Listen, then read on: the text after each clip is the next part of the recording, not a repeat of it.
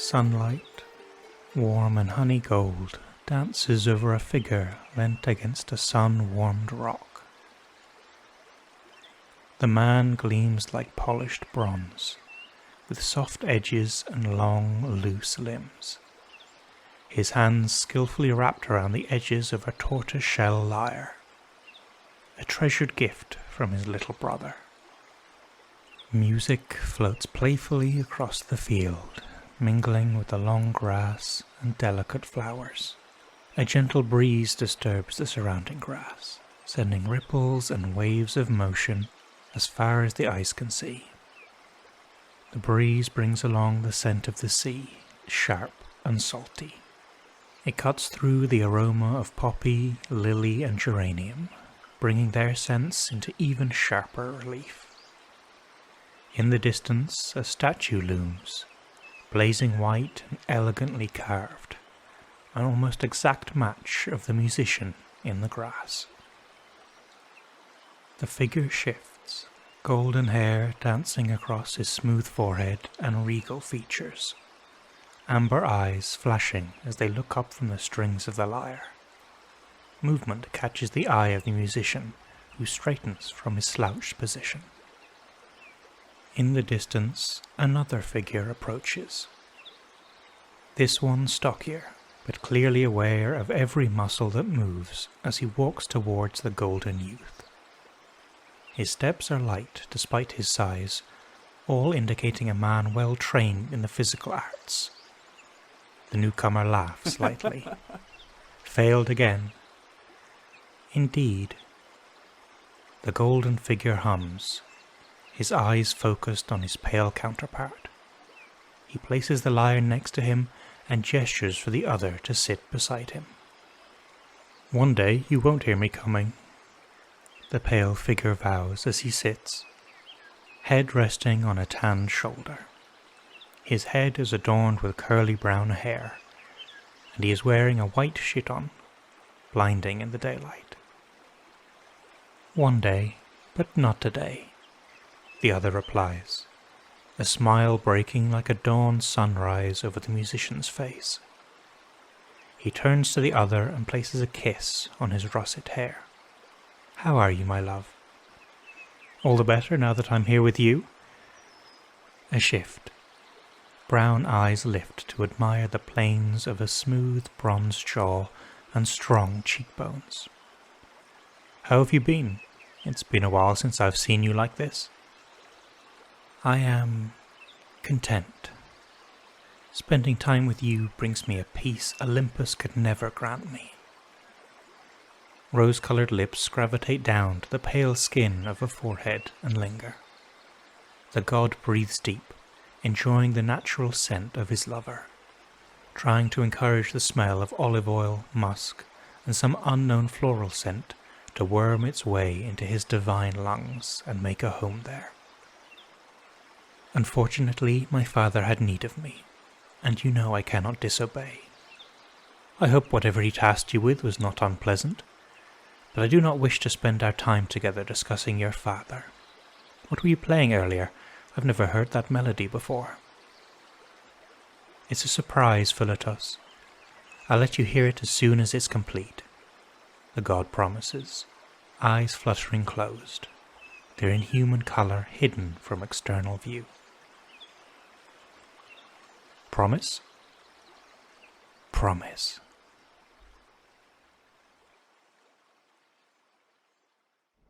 The sun is hidden behind thick, dark clouds.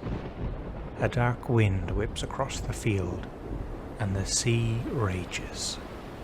Whether in anger or grief, no one, not even Poseidon himself, can determine.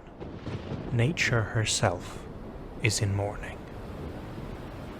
Tears stream down the face of the god of prophecy, unable to make his face unhandsome despite their best efforts. His golden eyes are dimmed in grief. His tears flow like the river Euphrates, where he and his beloved spent their time courting. A melody sounds, impossibly clear over the whistling wind, as Apollo stands at the foot of a statue. His statue.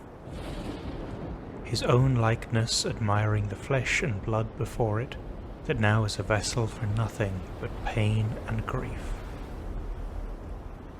It is a melody of love, joy, and youth, a stark contrast to the mood of heartbreak, sorrow, and sombre grief.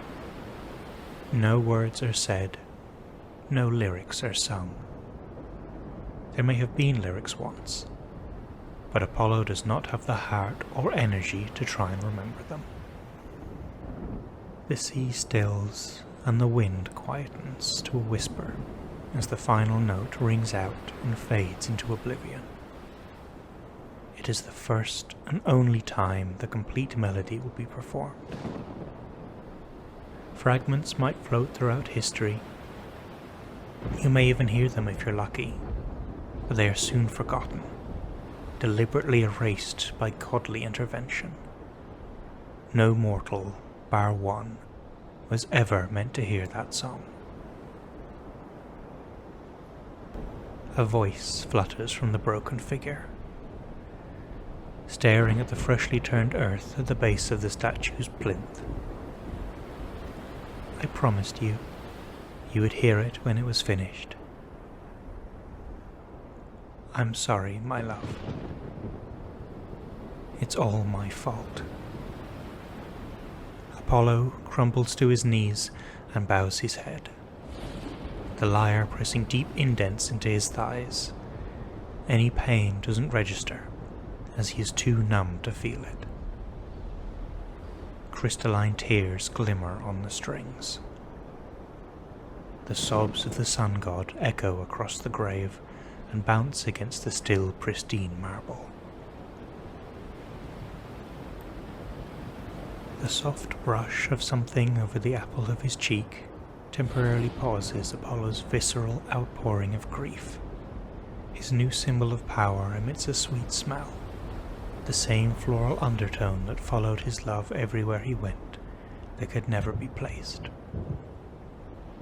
Apollo's mind travels back to that lazy summer afternoon when they spent hours curled together, simply enjoying each other's company, laughing and regaling each other with old tales as well as new ones. Apollo unpins the flower and gently caresses the petals that adorn the stem, the purple standing in stark relief against his bronze skin. He places his lips on the flower, trying desperately to hang on to the memory of smooth, pale skin and the exact combinations of smells and textures that dotted his lover's body, but even that is fading. After all, the memory of an immortal is long, but not infallible. He is still able to remember the smooth cadence of his lover's voice, the rhythm of his speech, and the sharp sound of his surprised laughter, ripped from his toned chest when he least expected it. Apollo clings to these moments desperately, wishing to never lose those memories. For once, the fates are kind. These memories he is allowed to keep. His breath shudders against the delicate petals before he straightens and gently repins the flower to the shoulder of his chiton. His eyes slowly drift to the base of the statue. There is no engraving on the plinth. There is no need. He is widely worshipped in the area of Hellas, and his figure is instantly recognizable.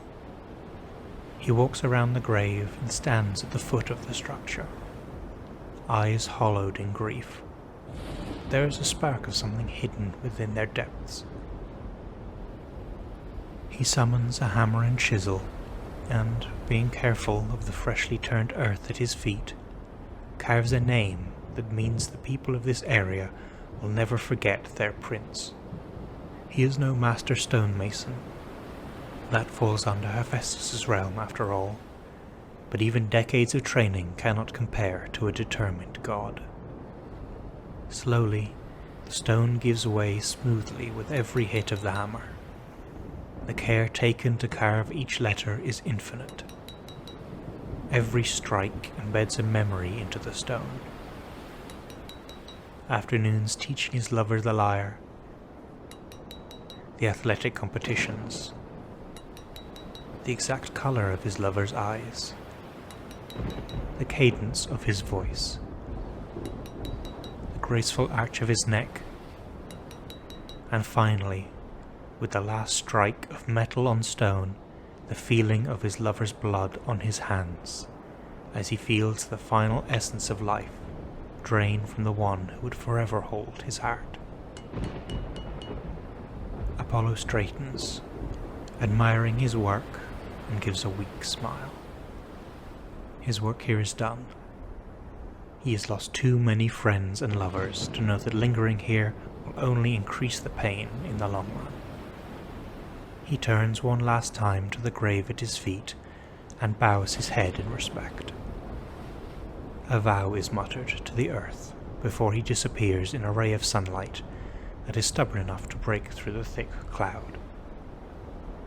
The light shines on the dedication, freshly engraved into shining marble, and then vanishes once more behind the cloud.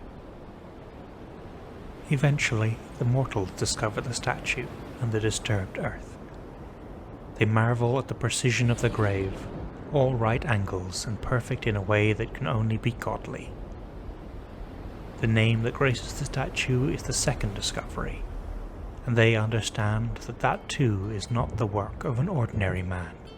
Even a master stonemason would be envious.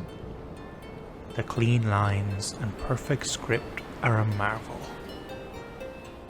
A name that those in Sparta know well.